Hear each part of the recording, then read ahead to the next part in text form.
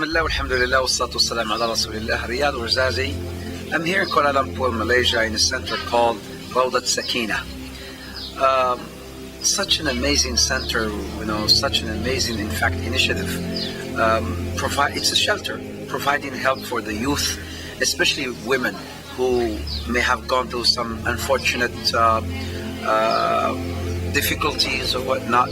So this shelter here offers myriad of services, and these are full-time services. So you find people actually living in this center, eating in this center, and the least amount of time that they have to spend in this center is 13 months, a year and 1 month, going through a series of programs, so that by the end of that program they come out as a totally different person, totally different sort of human being, going out there and helping out the community, or their community, their family, helping out the nation.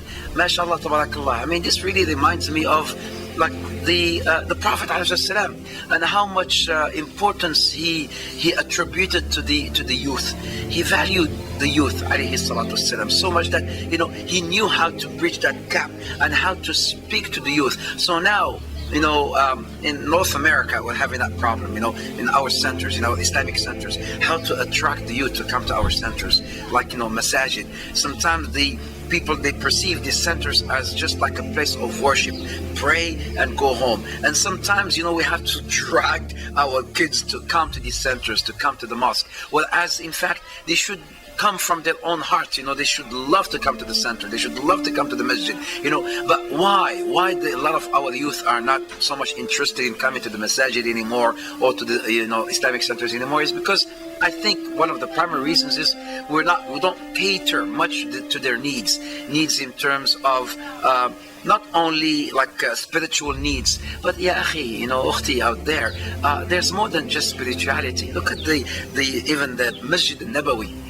of the Prophet Muhammad ﷺ. It was not just a place of worship. It was a place with full activities, full time. Everything used to happen in the Masjid of the Prophet Muhammad ﷺ. From planning, from weddings, and from even types of meetings and whatnot. Everything used to happen in the Masjid of the Prophet ﷺ. So now sometimes you see some youth going to the Masjid and getting kicked out by, unfortunately, our parents or our maybe uncles, who do not know how to maybe show some rahmah, some leniency towards this youth. So maybe we need to change totally our mentality and our dealings and our attitude towards the youth. So here, a message maybe to all the youth out there in Malaysia, since I'm here in Malaysia.